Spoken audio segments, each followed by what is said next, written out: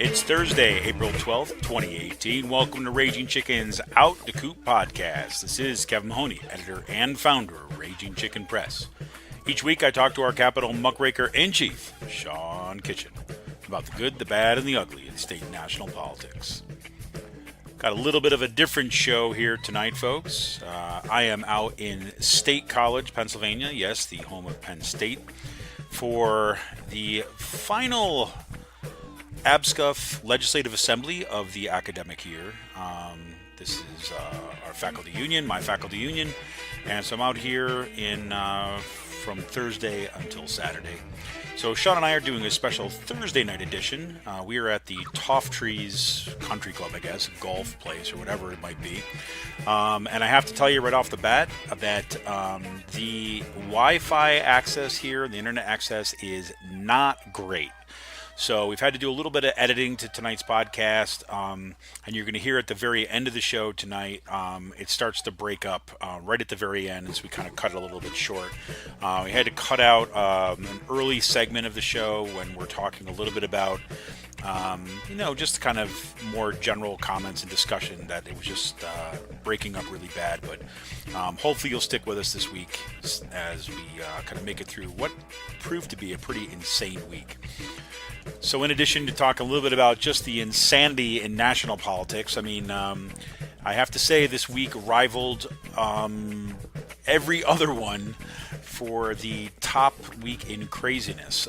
Everything from the, oh my God, I don't even know where to begin. I mean, threats on Syria for nuclear war, or not nuclear war, but bombing, missile bombing, to Paul Ryan's resignation, to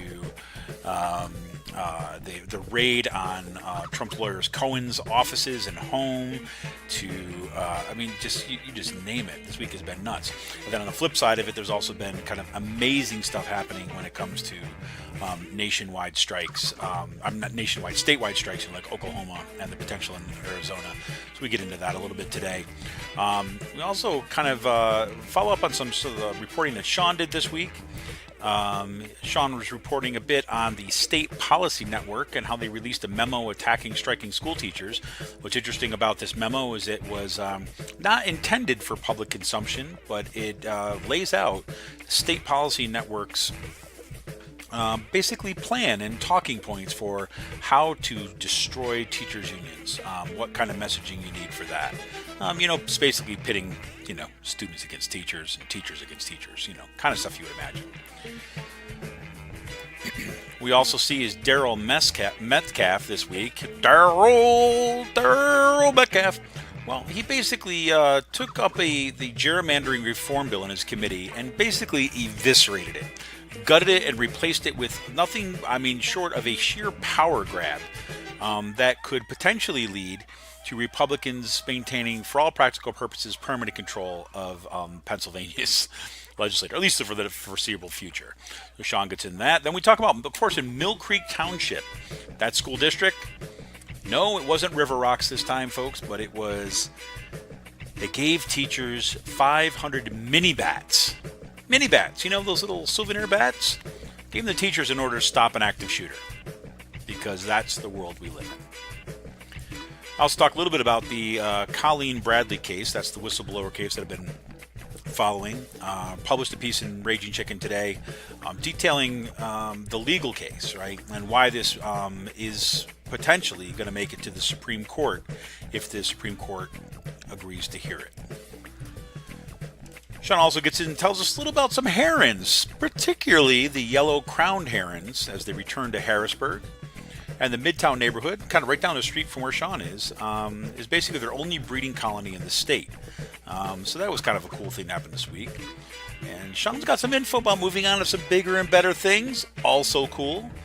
I'll warn you ahead of time, this is definitely a beer-accompanied podcast as we both crack open some Pizza Boy beers, particularly the Turkey Burglar, caught red-handed, and some other things. We'll talk a little bit about that and a whole bunch of other little things. I want to remind everybody to listen to the Rick Smith Show on Free Speech TV this and every Saturday at 7 p.m. Eastern. I'll be there once again this week, giving the weekly Resistance Report. You can stream the show live at freespeech.org. You can also tune in on Dish Network, DirecTV, or through the Free Speech TV app on Roku. If you missed the show, no problem. You can go to ricksmithshow.com and click on the Free Speech TV icon in the sidebar, or just go right to freespeech.org and look for the archive shows, and you got it right there at your fingertips, folks. If you like what you're here on Raging Chicken, you like what you've been reading in the pages of Raging Chicken, you like Sean's on-the-ground reporting the Capitol, you like some of the investigative work that I'm doing right now regarding whistleblower cases, well, hey, there's only one thing you can do. You can support Pull No Punches Progressive Media by becoming a member of Raging Chicken Press for as little as $5 a month. Simply go to patreon.com/rcpress and choose your membership level. If you're not ready to become a member, no problem. You can make a one-time donation by going to ragingchickenpress.org and click on the Support and Membership tab. Click Donate and you'll be good to go. All right, so that's my re-recorded intro for today. I'm going to take a quick break, and then we're going to be jumping into the show a little bit after a little of the kind of intro banter back and forth. So we kind of launch right in. Sorry, it's a little bit of an abrupt beginning, but best we could do with what quality we could pull out of it here. This is Kevin Mahoney, editor and founder of Raging Chicken. We'll be back right after this.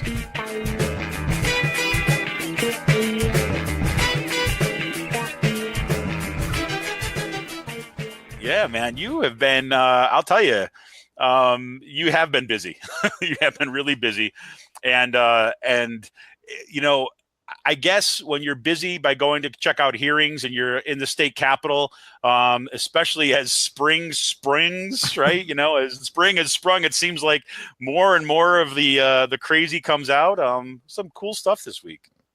Yeah. I guess, what should we start with?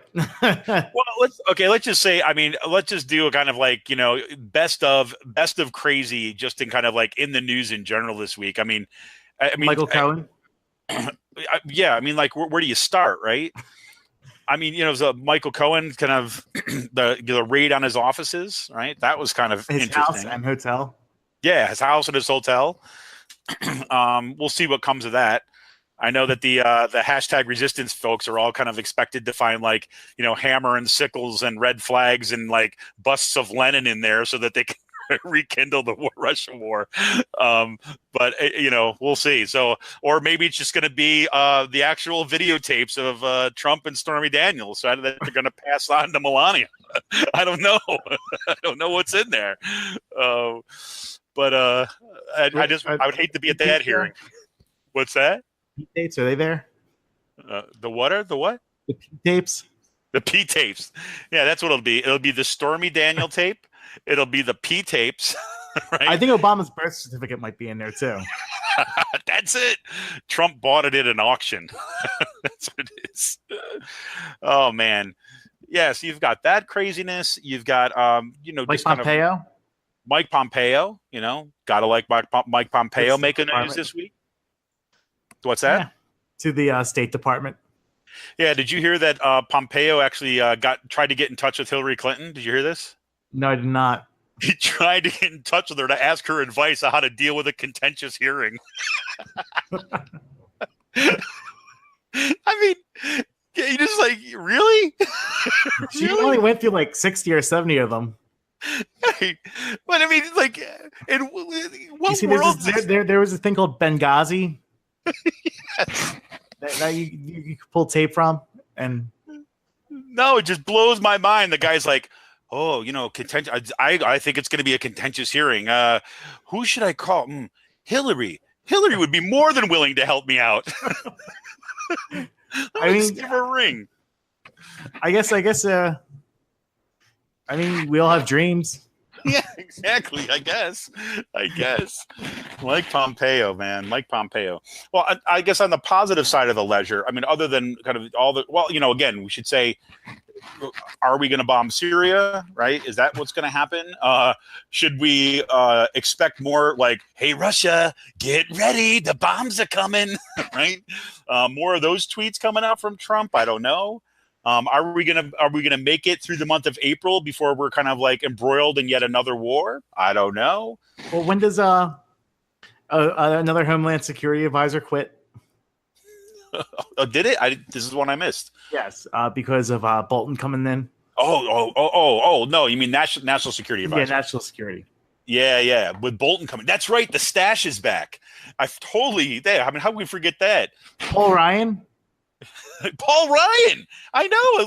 Paul Ryan resigned. The guy's like, yeah, okay, I've effectively created a huge future debt of trillions of dollars in debt, gave lots of money to really rich people, cut people off from kind of public services. Yep, we're about done here. He's like the guy that jumps off. He's like the captain's like that's the first one off the ship. Yeah, totally. No, exactly. He's like, I'm not waiting for the rats. He's like, I'm gonna go first. But the thing about Paul Ryan that's so interesting is he royally fucks over the party in a way that does no justice. Because he dropped out before the primary, then there's no other candidate to really vote for. So awesome. If he dropped out after the primary, the party would have picked the candidate. So the candidate that is now running to replace Paul Ryan as a Republican in the House is an avowed white nationalist, Richard Neyland. And look, hey folks, don't count him out. I mean, this is 2018 in the Republican politics, so do not count him out. Yes, I mean, this guy's like a straight up white nationalist, white supremacist, and he's proud about it. And right. He's like, dude, I got the swastika to show you. See. And so he's now running against the Iron Stash, which you know what I did when I 20 minutes after I saw. What's that? Paul Ryan drop out. I gave the Iron Stash $20. Oh, there you go, man. Yeah, that's a good idea. I think that'd be a kind of a good thing to do for anybody listening to this podcast right now.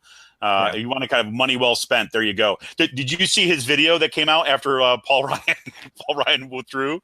No, I did not. It was awesome because it was just kind of like, okay, I guess Paul Ryan couldn't take it. He didn't want the humiliation of a loss. Well, here we go. But you can see even though it was like produced and all stuff, you can see the look on his face, kind of like, this is nuts. Like kind of like, here we go. I can't believe that just happened. This guy is like, I can't believe that just happened. And then okay, so like people who don't believe in the big blue wave, like this just shows you that they are getting ready for an ass kicking at the polls. Yes, exactly. That's exactly what it is. I mean, wave or no wave, they're getting an ass kicking and they're getting ready for it. Because instead of losing these races, they're all resigning. Yeah, exactly. And the Iron Stash, man, it was just you got to watch the video because he's got this kind of holy shit look. Yeah, the holy shit, but happy kind of oh, what do we do now kind of thing. You think about the whole campaign has been Paul Ryan, evildoer, right? I am the anti-Paul Ryan. And and now the video is kind of look at that. I drove him away without even having to go to the election because he's so afraid. Little Paul Ryan's going to go back and he's going to spend. Now he has to. Now I look at this race, why it's also going to be important because he gets to run a campaign against a straight up white nationalist. Yes. And shows you how we should be responding to racism. Exactly. And how we should be fighting for unity and really drive home the need for progressivism and populism. Exactly. And you think about it like this, what I was thinking is there's no excuse at this point because you're going to have, the DCCC and those folks are always going to try to find have money that comes in as long as he tempers his message, right? With Ryan gone and a white nationalist on the other side, that's out the window. Yeah. What they're going to say? The DCCC, what? I'm going to temper my message, so I'm kind of more what? More. I have to move to the right because I'm running against a straight up white nationalist. Exactly. That's right. Exactly. Yeah. No, fuck this. I run. Right. It's a perfect opportunity to make that line nice and clear. Yeah. Right? So we're going to kick his ass as a running on a true progressive campaign and show you how you deal with these people. Exactly. And, and I think that actually, if he gets elected, again, I'm not going to write anything off in today's world.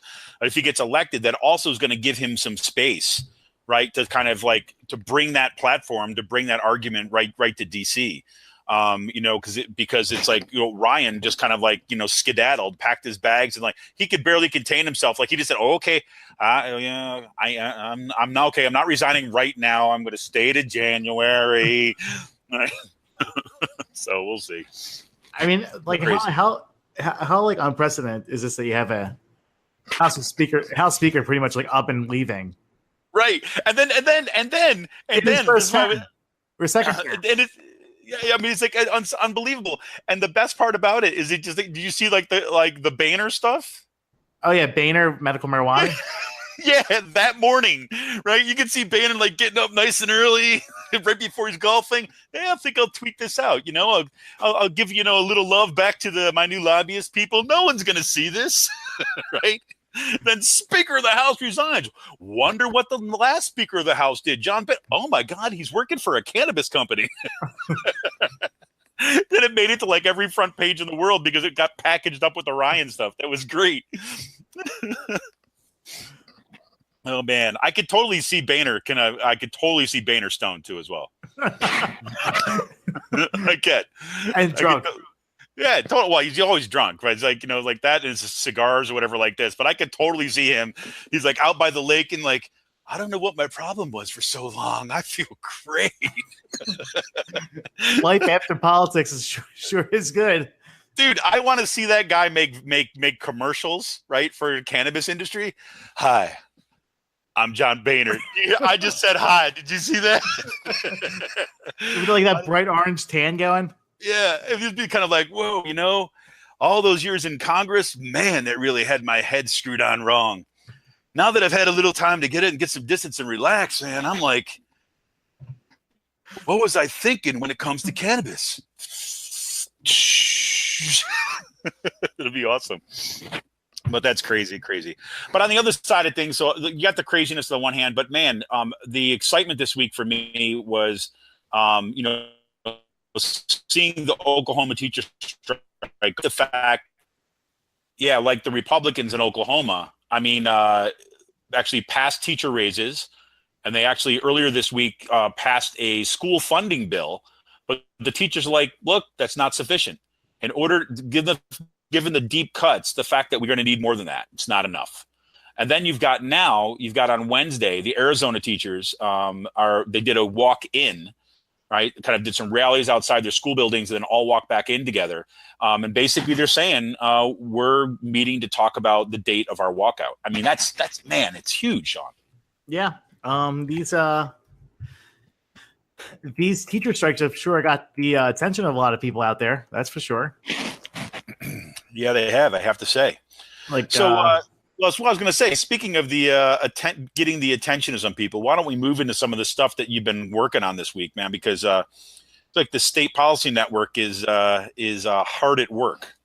Yes. So the State Policy Network is the national organization that oversees 66 think tanks and other like interest law groups or interest networks throughout the country. And two of them in Pennsylvania are the Commonwealth Foundation and the Fairness Center. So the State Policy Network, their parent organizations released a memo telling them how to talk about the teacher strikes and say, it's time for us to stop attacking their vacation in the summertime and how many hours they actually work, because like their viral post of, people have to doing second jobs and bad crumbling textbooks and all this stuff. And they said instead, teacher strikes hurt kids. And they hurt kids. They hurt like low-income kids and low-income parents. Yep, nice job. So that's gonna be the top talking point that they released. Yep, gonna pretend to care about poor kids, right? And try to pit poor kids against teachers. Yeah, that's gonna work real well. Yes, and one of the things that they had in this memo was talking about the tax cuts in some of these states. And he said the argument you can make is the teachers have more money in their pockets because of the tax cuts. Oh, God. Are they? Is that actually on that sheet? Yes, I'll have to pull it up. So For those of you who are in states where you've cut taxes recently, that is sure to be a theme in the coverage. That is obviously a challenging message to counter, but you can consider something like, quote, one of the most important things we can do to make sure our schools are properly funded is to have a strong economy where everyone who can work, who can find a job, and contribute to the tax coffers that fund the government. Lower tax rates help contribute to stronger job growth. Also, lower taxes on individuals let teachers keep more of their money they earn. End quote. Oh, it's beautiful, isn't it, Sean? I'm a big fan too, as well as like this one, right? Trying to actually pit teachers against each other too, as well, right? Rock star teachers deserve rock star pay. But the truth is, teachers unions and associations, name your state here, fight policies that would allow good teachers to get paid what they deserve. There you go.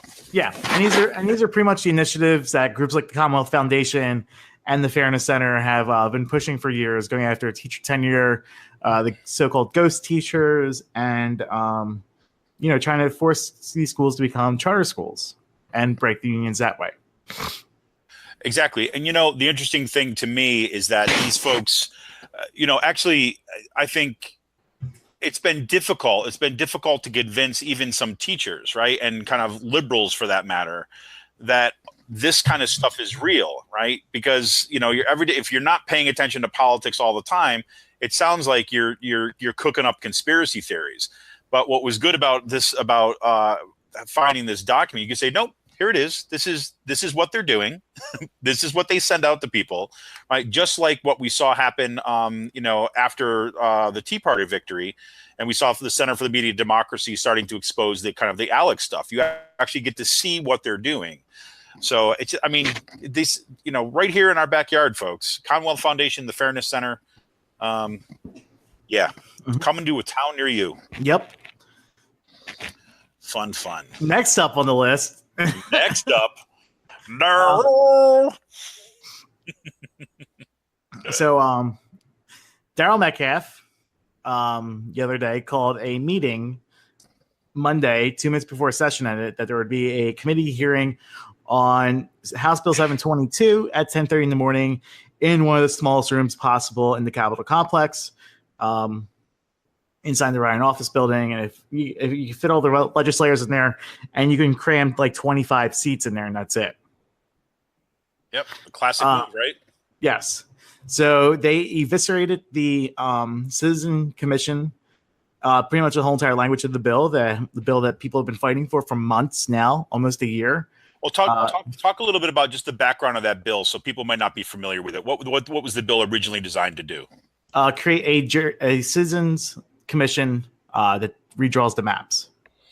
Right, independent, nonpartisan, right? Yeah. Citizens Commission. Yep. Yes. And so then Daryl gets his hand on this thing. Well, this bill was introduced about a year ago, and it was put in the Metcalfe's committee hearing.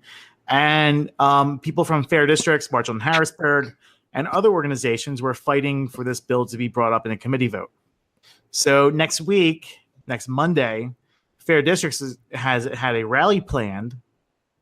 It's going to bring out about 1,000 people to advocate the passage of these bills. 722 in the House and 22 in the Senate. And so Metcalfe decided to hold this sham hearing and completely gut it and create a partisan-led gerrymandering commission that would have two members from each caucus.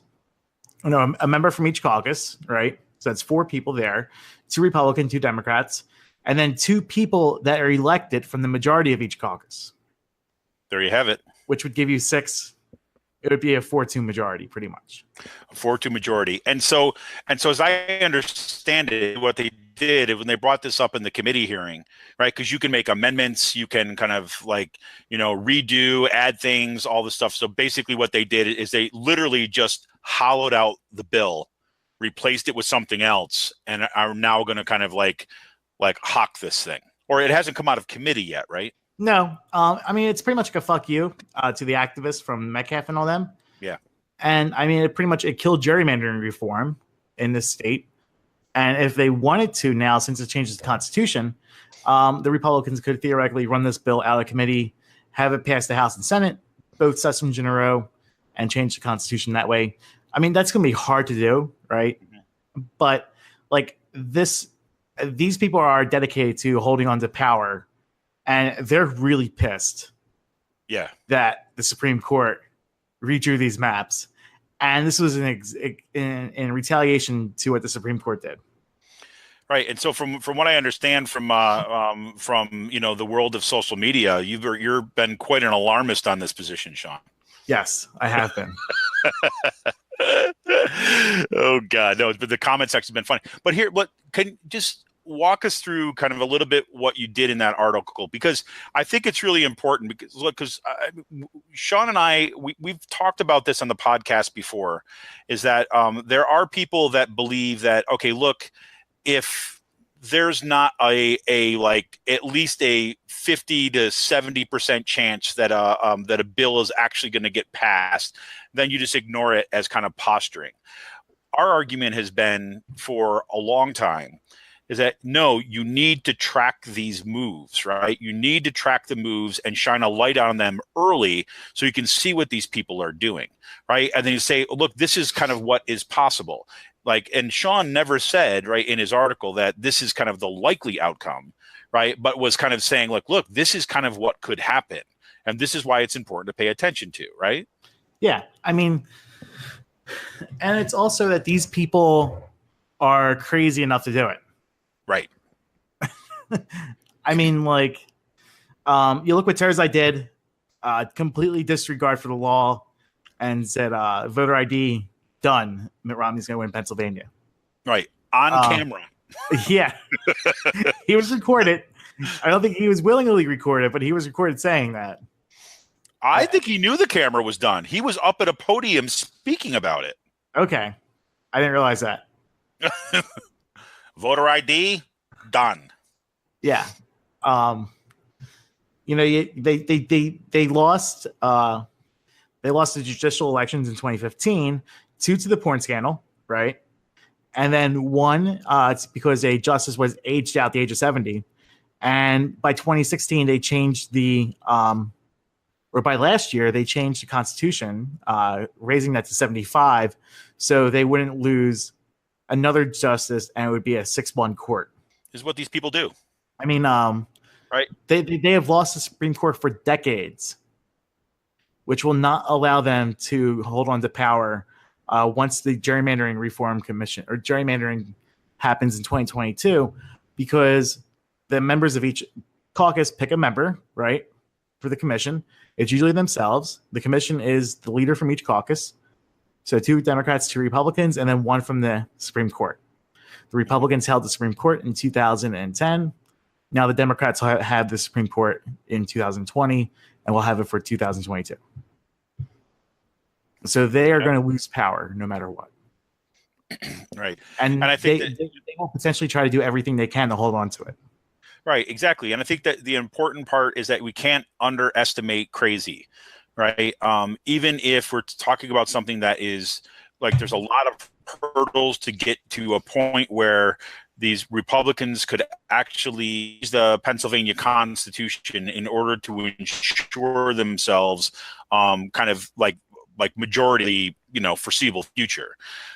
That may be a high bar to clear, right? Or a higher bar to clear, but do never underestimate crazy.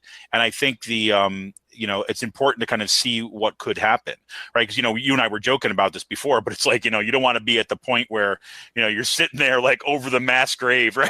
Someone's sitting there with like the baton to the back of your head, and you looked at the person next to you, see, I told you so. Yeah. I mean, yeah. Now I'm going to be the extremist, right? Yeah. No, I mean, that's how it is. I mean, you think about theoretically, right? They could pass it by this election, right? 2018. Mm-hmm. They could pass it again in the next session which means like they can move on this and have it on the ballot by 2019. Because they have to pass the same bill 2 sessions in a row. It doesn't say restrict. So they could theoretically do this within the next 15 months. and have it on ballot, have it on the ballot for a low voter turnout election in 2019, and have it questioned in a way where you think you're voting for something that's good, and instead you're changing the Constitution to the state. It's crazy, man. I mean, that's the path they have, and like you should take that seriously because they're power hungry right now. Like they're like fucking. No, I saw like when I see those kind of comments where people that are like saying, "Oh, you're being alarmist" and blah blah blah. I look at it like this. I say, show me proof, right? Show me evidence that rationality is going to rule the day among these people. Show me that. I don't see the evidence, right? I don't see the evidence that they are abiding by any kind of codes of conduct or anything like that. They still want to impeach the Supreme Court justices. Exactly. So there is a number of them that will want to impeach these people over the next 12 months or up until election day. Right, I mean, this is something that's going to be it might not come up, but it's always going to be simmering on the back burner.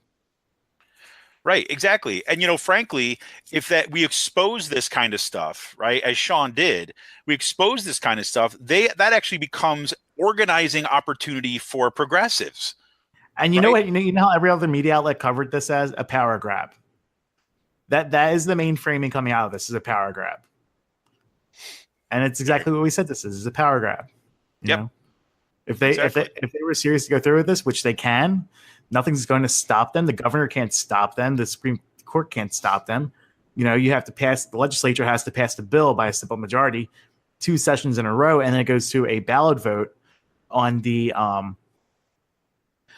in a statewide election. Doesn't matter. It could be an off-year election, a low voter turnout election that favors this type of shit. Yeah, I mean, it's really simple to do this. Let's just say, just for an example, let's just say that Scott Wagner wins the governorship, right? I mean, even though what you've said, right, and what is clear in the law, the governor really has no role if these folks actually wanted to go forward and kind of amend the state constitution. The governor can't. There's no veto power, right? There's no veto power that works at work here, right? But I can see Scott Wagner in my head kind of using his position, right, to demand that takes place, right? To go, he was always the guy I'm the guy in the back of the room with a baseball bat to keep things in order. I could totally see him kind of championing this stuff and kind of giving that platform to Crazy to kind of move it forward. And then a group of people sitting there like, oh, that was funny what they did. And then there's a few of the nut jobs sitting there. I was like, hey, wait a minute. That might actually work. Right? So, yeah. Fun. Well, speaking of baseball bats, we also have some kind of interesting developments in the Millcreek Township Township School District, right? Yes. So you know how we stopped mass shooters in Pennsylvania? Well, yeah, river rocks. Sticks and stones. Sticks and stones. Oh, that's too good. That's too good. Literally sticks and stones. The Millcreek Township School District out in Erie, Pennsylvania, gave their 500 school teachers 16-inch mini souvenir baseball bats to try and stop an active shooter. Because if he has a handgun and you have a bat, you might be able to stop him. Right. And the thing that I think that kills me on top of it is not even full-size bats. Just mini bats. I remember when I was a kid, right? We would go to the Inner Harbor every year because my brother at high school had a trip. You could bring people with you to do an Orioles game. Yeah. So they would go off and we would hang out in the Inner Harbor and I would have a little baseball bat. And I was I was 7 or 8. And I would be chasing the ducks around in the harbor with the souvenir bat, trying to whack their heads off. You were a troubled youth. That's what you get. I could just sit the teacher sitting there, handing out the bats and sitting by the door, saying to him or herself, closer, closer, closer. All right, now. Did you ever see? Did you ever see Inglorious Bastards? No, I haven't seen it. No. Have you? Do you know what I'm referencing to? Yes. Yeah. Okay, like the scene from Inglorious Bastards Yes. with the bear Jew Donnie Donowitz coming out of the tunnel. Just knocking some Nazi's head off. Yeah. I guess that's what's going to happen. I mean, it's just our gun control debate. Yeah, I mean, I don't even know what to say about that. I mean, you got like, I mean, seriously. I mean, on the one hand, you got the guy from the Blue Mountain School District, proposing buckets of river rocks being sent to classrooms so the students can like pelt like an active shooter out the windows. Go back to biblical times. No, well, exactly. Well, kind of in a weird kind of like stone them to death. But yeah, and now you got these, mini bats, 500 mini bats. I mean, I don't even know what to say about that. It's not even an Onion article. Not hashtag not the Onion. No, totally. You could totally. Yeah, exactly. Yeah, you had that one right. You could totally. This could pass a satire. Yeah, you could totally see them like in the offices of the Onion, like reading this story, being like, "We're done. We're done. we're out of business. We can't. Reality has eclipsed satire. We're done." A Washington Post journalist was just ripping into Pennsylvania, and he said Pennsylvania is like the Florida of the North, and I'm like, "Yep." Yeah. I mean, like culturally, like these type of news stories only happen in two states, Pennsylvania and Florida. Like, yeah, and like it's yeah. I mean, I think. Look, I've lived in Pennsylvania since 2002. Right. I don't think I have fully appreciated that statement that you just made until this year. Seriously, I just. Because I'm always kind of fairly dismissive when people make these kind of like random jokes and dismissive jokes about parts of Pennsylvania and stuff. But I'm like, I can't as a whole defend this. I have no. I mean, this kind of stuff, and it doesn't mean like again, I'm not knocking Pennsylvania as a whole, right? But I mean, these kind of stories. I mean, there's pockets in this state that I just do not understand. So I mean, we are like the most ass backwards state in the Mid Atlantic and like New England, like northeastern part of the country. Like, it's so weird. The only difference between like parts of Pennsylvania and the South is that we have a winter. Right? Yeah, it gets cold. It gets cold sometimes, and we have potholes, and we have lots and lots of potholes because we can't fix our damn roads. That's why you cut everyone's taxes. Yeah, exactly. I mean, here's okay. So here's the thing we got to talk about the school safety stuff. Yeah.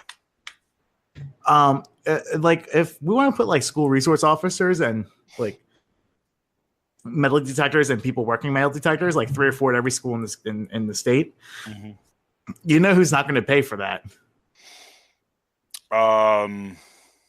The Republicans. The Republicans, right? I'm like, who's not going to pay for that? So it's going to be passed down to like the county and local property taxes, and it's probably going to take away funding from teachers because no one's going to want to raise taxes that much, and you're taking away teaching positions to have like 3 or 4 people like sitting at fucking metal detectors. Oh, dude, I just think, look, why don't we just, I think we should just get it. I think we should just clear the plate now. Let's just get it done. Like let's go full on assault robots, man, right now. Right? Just get it done. Forget it. Because like, why the slow burn? Put like a machine gun up top, like the fucking. I'm just saying, why the slow burn? Why the kind of like, the endless, slowly kind of degradation of society? Let's just go full on Terminator, right? And get this shit done, and we'll live in our dystopic future now. Let's just do that, right? And so then at least we can kind of see the nuts like that we're fighting against, right? Of course, we'll have lost control of everything and kind of spiral down into even a worse world. But it's like, why? I don't know. No, I think the first time that I really was taken back by something, I know this is totally an aside, but so I spent a lot of time up by, or a fair amount of time up in kind of northern PA, kind of around the Ricketts Glen State Park area, right? Red Rock, PA.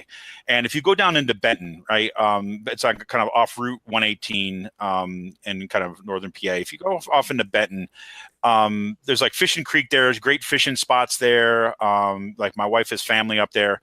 And there's a plaque, like one of the historical plaques, right, in Benton. And it's for the Fishing Creek Confederacy. Okay. So it's a region in Pennsylvania that there was actually like a Confederate holdout, right, in Pennsylvania, right, on Fishing Creek, right? And there's a historical plaque to that effect. Like, I mean, one of the real ones, right, with the blue and the actual history of the state. Yeah, and I'm just kind of like looking at, and every time I see that, I'm like, okay, I'm beginning to, that's coming into focus a little bit, right? Because as you actually come into Benton, right, especially this last year, and they left it, it's probably still up for all I know. Somebody built, I mean, again, you can't make this shit up. I mean, built this like, larger than life Paul Bunyan sized Donald Trump plywood cutout, right, and posted it up on the roadside, right? And it's just like, I'm like, man, this is a joke, right? It's like, this is a joke, but it's not. So my favorite thing about when I know I'm back in central Pennsylvania is when I am driving on the turnpike and there's that fucking rock on the side of the road that has freedom on it. Yeah. You know what I'm talking about, right? Yes, I know exactly what you're talking about. I call it Freedom Rock, not freedom, like freedom. Like freedom. FREE, capital D. Right. They fucked up the spelling. It's beautiful. It's beautiful. And every time I see that, I go, aha. I go, I'm home. Yeah. Well, there's two. This is where I choose to live. Yes, exactly. I'm always thinking about my version of this when coming back on 78 or going on 476 north. There's two different billboards in either ones, and it's just like, and the whole billboard just says, "You will underlined meet God." That's it. It's just like, okay, thank you. Now, like all the Scott Wagner billboards are popping up. Yeah, lots of them. Billboards don't vote. Not yet, Sean. Not yet. Billboards in Maryland don't vote. Fair enough. Well, no, I'm serious. He has a billboard in Maryland. Yeah, I know. By the Bay Bridge. Well, he's going after, a wider, constituency. So I think he just wants. I think he just wants his mistress to see him all the time. Oh, someone's letting the cat out of the bag. I don't know about that. That's the joke. I can't verify that. You can't verify that. Senator Soprano. That's just a story at this point. But Sean is working on getting some verification. Just saying. So I had a funny encounter about Wagner. We had a good discussion about a state rep who's Italian. Said something about like, oh, why can't we? Said something about like, oh, what's it with you and like, the trash industry is like, hey, listen, you Italians can't corner the market on everything. and then he started laughing, and I was like, and then I put a picture of Wagner with the Sopranos, and he just goes skull dead, crying skull. I can imagine. Oh my god. Oh well. Hey, we got one last thing for here before we'll kind of just talk about some rando stuff, as if we're not talking about rando stuff already. But it is this kind of way, special Thursday night, kind of with beer session of Out the Coop. Me being out in State College and trying to at least get some semblance of a podcast together. Hopefully the quality is not going to be too bad here, folks. But just if you haven't seen it already, as you know, I've been following this whistleblower case, the Colleen Bradley case from She exposed some misrepresentation in the budgeting down at misrepresentation is a generous word at Westchester University and in Pashy. It's the kind of stuff that we've been covering on Raging Chicken for years. And her case is they're kind of moving to have it heard before the U.S. Supreme Court because she's been denied First Amendment workplace protections. Right. If you want to know the details of it, I'm not going to go into it now because the connection's not great. And I'm afraid I'm going to put Sean to sleep if I do, talking about Supreme Court precedent. So I won't, Sean. Don't worry. He's like, yay. But anyways, that is posted up there. And so I had an opportunity to have really good discussions with Colleen Bradley's lawyers this past week. We're going to do some additional interviews this coming week. So you're going to see the part 2 of this kind of a mini documentary kind of thing of her story. If you haven't already seen our first post of that, that was posted up last week. You can go to ragingchickenpress.org. You can check out the video there. It's kind of linked directly through our YouTube station. But do check it out because it's really interesting because her case, not only are we talking about the fraud that took place or the kind of the budget deception that's been taking place in Pashy for a long period of time, that's been used as a way to fire faculty, get rid of academic programs, and raise student tuitions. But if the third district court decision in her case is allowed to stand and the Supreme Court does not hear this, then we're going to see a dramatic narrowing of our First Amendment rights at work. So do go check that out and continue to come back to see updates for this story. Look at our Facebook page, look at our Twitter account, and we'd love to hear from you on this one. It's really interesting because I think a lot of people are very reluctant to kind of touch this case or talk about this case because it really goes to the core of some of the kind of practices that are going on in kind of state agencies and like across the state. So I'm going to leave it at that, but do go ahead and check that out. I'd love to hear more from you. I got one last thing before. I was going to say breaking news as we were recording this. I thought so. I saw your face light up. Trump's allies worry that federal investigators may have seized recordings made by Michael Cohen. Whoa. Well, what kind of recordings are we talking about here? Conversations between him and clients. Wow. President Trump's personal attorney, Michael Cohen, sometimes taped conversations with associates. According to 3 people familiar with his practice, and allies of the president are worried that the recordings were seized by federal investigators in a raid of Cohen's office and residences this week. Wow. Well, it's interesting. I've been trying to kind of parse out some of what the legalities of some of this stuff, right? Because you have attorney-client privilege, and so I guess the way that this gets broken out is that there's 2 teams of investigators that will be associated with whatever was seized, and they cannot have contact with each other. And the one team is purely about sorting through this to find out what is actually protected and what's not protected and on what grounds before it gets turned over to the investigative team. What's interesting about that is that this is the key point that goes to what you're just talking about, is that if there are discussions that are recorded that are about fraud, right, or are kind of law, kind of potentially break the law, right, or amount to conspiracy, obstruction of justice, or anything like that, those are no longer protected, and they get handed over to investigators. Yeah, this paragraph here says we have had some proclivity to make tapes. Said one. We heard he had more. He had some proclivity to make tapes. Now we're wondering, who did he tape? Did he store those tapes someplace where they were actually seized? Did they find his recordings? I just hope that some of those recordings were not done with a videotape in a hotel room. That's all I'm saying. Because I don't know, as much as that would sink the whole Trump. We were talking about this earlier. Exactly. Exactly.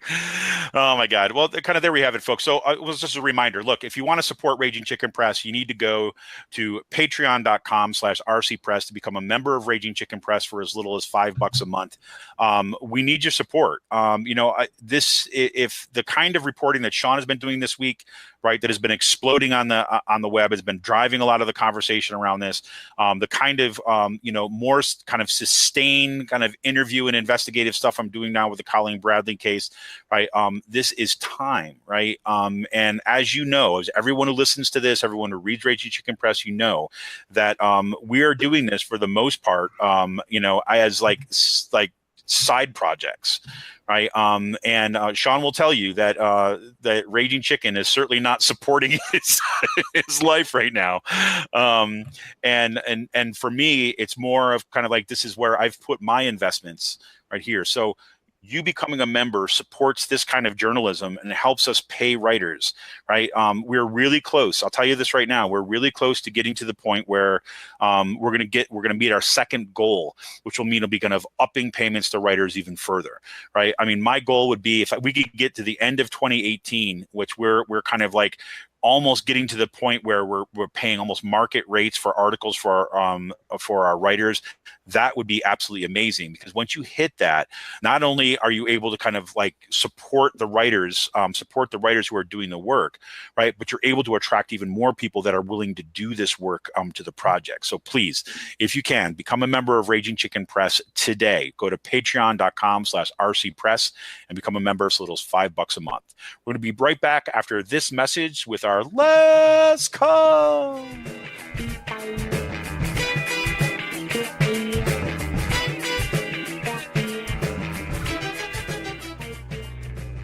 This is Kevin Mahoney, editor and founder of Raging Chicken Press.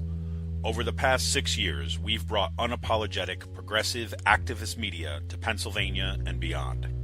We've helped hold those in power accountable and shine a light on some amazing activist work.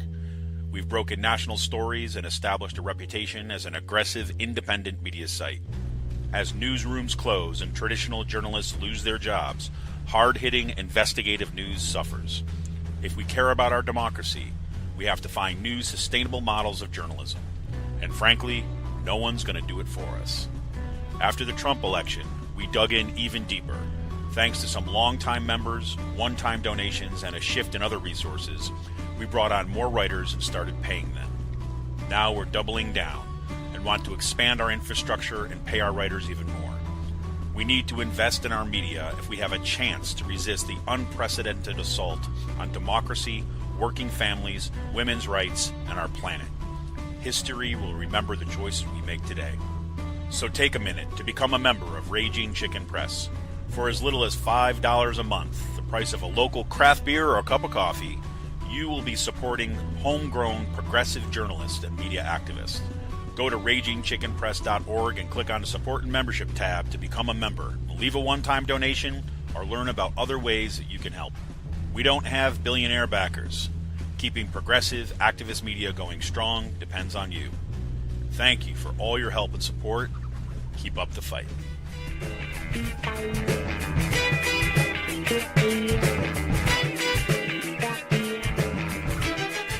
Welcome back to Raging Chicken's Out the Coop podcast. It's time for Let's Call. And Sean is over here. He is chomping at the bit. He's got a story to tell. Ooh, listen to that. Oh, yeah.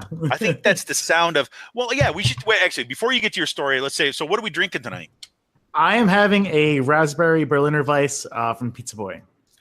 Well, there you go. You know, this is on my way from Kutztown out to Harrisburg. Usually when I come out to, not to Harrisburg, I'm sorry, to State College, usually I'll bring out stuff from Saucony Creek, right from Kutztown. It's kind of, you know, it's our local thing for our union. We'll bring it out and stuff. But today I just was rushing around at the last minute, and I just like, oh God, it's just going to be easier for me to go this other way. So so on the way out, I stopped at Pizza Boy, and ironically, or maybe not so much, I also picked up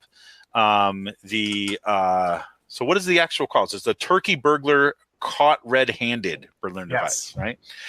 So I picked up that. So, and I had mine too. So we had that, but I'm on to the Flying Laser Beams at the moment. Can number 2, I have to say. I'm on can number 3. Well, no, look, I got 3 here. right? Yeah. I'm on can number 3. Can number 2 of the flying laser beams, right? So they canned the turkey burglar this week, right? And I ended up getting a case of the low fills for free. So I'm kind of just working through it. You're just kind of doing your, you're doing your good civic duty. That's all. Yeah. You don't want it to go to waste, right? That would be horrible. You don't want them to become oxidized. Right. So you gotta get them down quickly too before they go bad, right? Yeah. I also got the, and you said this one too as well. I was just looking at stuff that I haven't had on the menu, and I also got a crawler of the Archangel. And when I got that one, Sean was like, "Oh." Right. So that one comes in at like what did you say? It comes in at like 12% or 13%? 12%. Yeah. Yeah. So we'll see. Well, I'm not going to open that one. I'm going to do it around other people, so I don't end up drinking the whole thing. So it's going to be like that. Sissy. Well, I just got stuff to do tomorrow. It's early. That's what it comes down to. I don't know what to say. And there's a word I haven't heard since 3rd grade, but thank you for reminding me of that one. Yep. Oh, great. So, all right, Sean, your story. What do you got going? Someone decided to put a sticker on my car. Yes. I'm glad I totally forgot about this. Yes. Go ahead. Someone decided to put a sticker on my car in my neighborhood that says, "I watch gay porn." I love gay porn. I love gay porn, yeah. Yes. And so I put on this like, haha, this is pretty funny, because I wasn't the one who found out. The bartenders that I was picking up from work when I was getting my check found out. They're like, why do you have a sticker on your bag that says, "I love gay porn"? I'm like, what? I'm like, no, because it's something like they would just totally say just to fuck with me. Right. And I'm just like, no. Like, it took them like you gotta, to the point where like, no, you actually have to come out with us. They're like, for real. No, really, for real. Come here. Yeah, it's like, it's on your car. We're not lying. I'm like, yeah, okay. He's like, they're like, no, for real, come out here. And I'm like, I saw it. I was just like, fuckers. So I put it up on Facebook, and someone like, a friend of mine from the gay community, I put a thing. I was like, wow, I noticed this like 4 nights ago. Oh, really? Yeah. I was wondering what was up, and I was just like, yeah. I was like, that is my car. So I put something up on Instagram, instead of like taking it down, because I look at like the type of thing. I feel like my car was targeted. Yeah. No, exactly. Like, because all of my liberal stickers and socialist stickers on there. Yep. So they're like, oh, you gay liberal, which is like you're using, like you're trying to weaponize liberal as a pejorative. And I'm like, or like that, like philosophy. So I'm like, you know what? Fuck it. I'll keep it on there. Yeah. I will not cave in, and I'm going to put, I got I support Planned Parenthood sticker coming in on the way from someone. I'm going to put it right next to that one. Awesome. I see it. It looks like you got a space cleared for it on your car too as well. Yes. Yes. There was a sticker there at one point, and just put that Planned Parenthood sticker up there, and that would really get people pissed off in the area. Yeah. There you go. Yeah.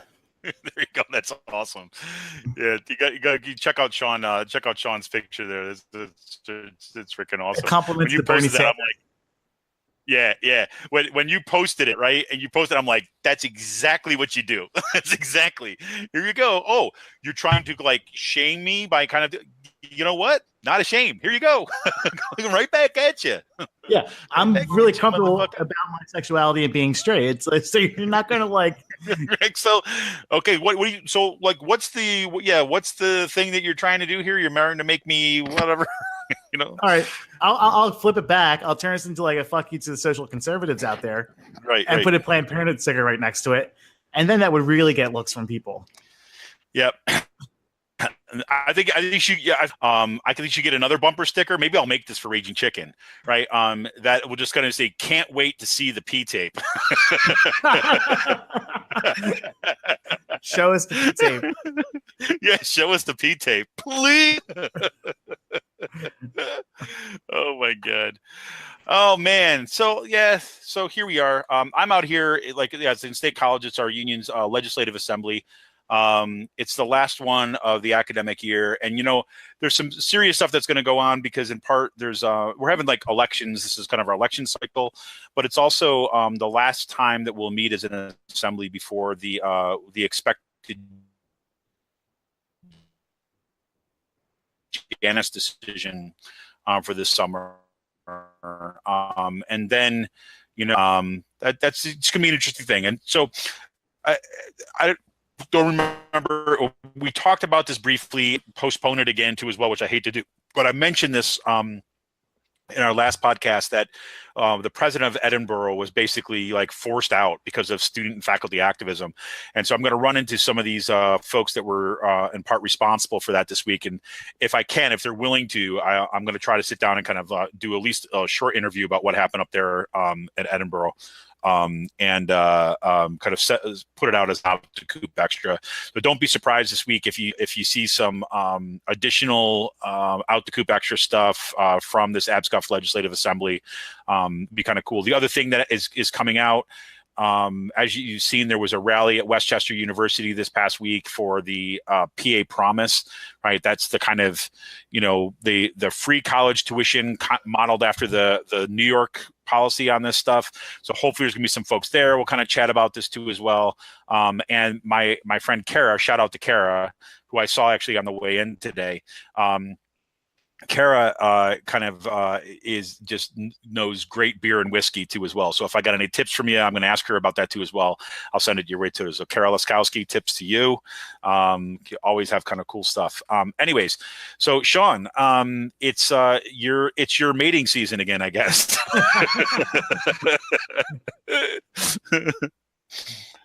Asshole. So every you wouldn't be the first person to call. At the beginning of every April, those yellow-crowned night herons come back. So all the pictures are going up online in neighborhood groups that the birds are back. These like bluish yellow topped crowned herons are back. They're actually pretty neat. They're like a really their body's like 26 inches in length, but they have like really short stubby feet. So like they look odd when they're flying around and all. They are back in the neighborhood. Harrisburg is their only nesting colony in all of Pennsylvania, and pretty much they're only like, not their breeding colony is right here in Harrisburg, and they nest anywhere throughout like the south central part of the state, going out to like parts of Bucks and Montgomery County. Moving on, bigger things. I gave my 2 weeks on a pizza boy, and I got some work lined up here in Harrisburg, and I'll be writing once a week at least down to Budget and Policy Center. Woohoo!